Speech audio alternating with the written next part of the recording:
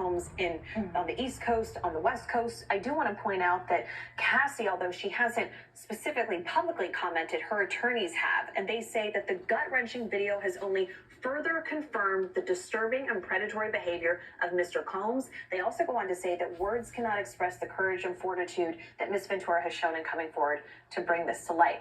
Also, I mean, especially a video like this, and I'm sure you all will agree, this emboldens others that may have experienced any type of abuse at the hands of Diddy to come forward. So you could now see, because we've already seen some civil suits come up, maybe there are others that might feel as though, all right, this video, he can't shy away from this. Now, I too believe that more people will come out because of the abuse that Diddy did to Cassie.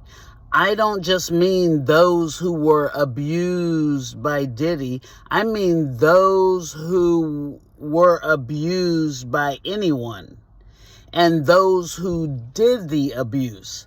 I believe Diddy abusing Cassie has brought abuse to the forefront of a lot of people's minds.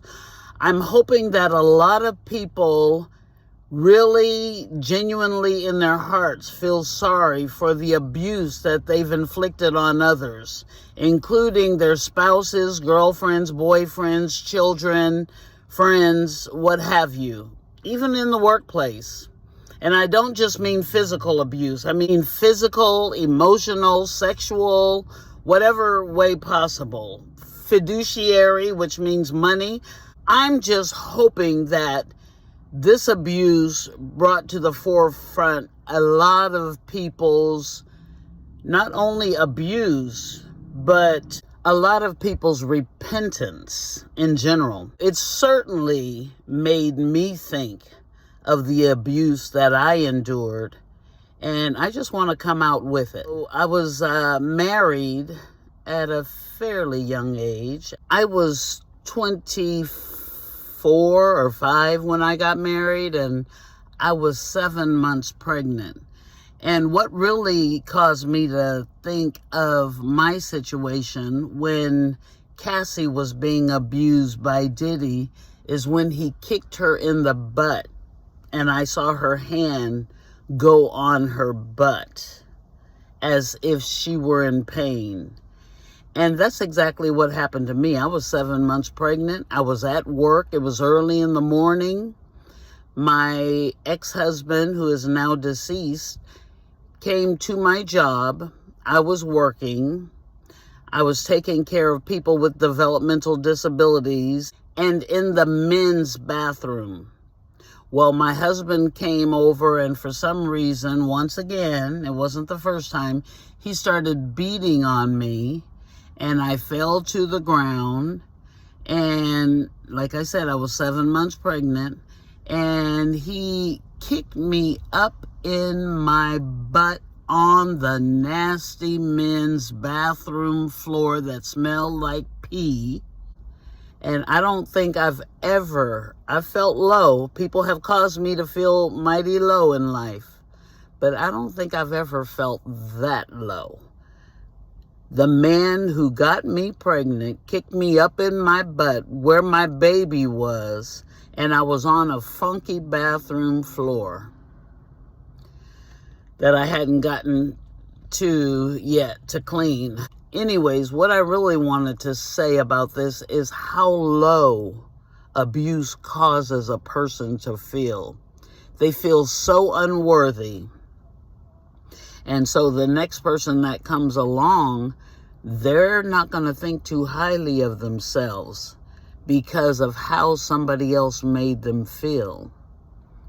So if you have abused someone, please apologize to them from your whole heart. And if you can't, then pray to God and ask God for forgiveness sincerely. And if you need to go get help for your anger, or if you've been abused and you need to go get help for your self-esteem, for your hurt, then go get the help you need. While my ex-husband was living, he never apologized to me for all the abuse he inflicted on me. I called the police on him 11 times, and he went to jail 11 times, but they always let him out, and like a fool, I always let him back because I knew I didn't know how to get rid of him. He never apologized, but right before he died, he told me that he was going to come and visit me. We had been split up for quite some time. I had his child. He lived in Virginia. I lived in California. I really didn't want to see him. But about 2 weeks later, he died. He told me he was going to come visit me in February. It was about November at the time, and about 2 weeks later, he died. So he wasn't going to be able to come and visit me in February, but I was standing in the mirror looking at myself for some reason, and I sensed his spirit come up behind me, and he apologized. And with my voice, I said, "I forgive you."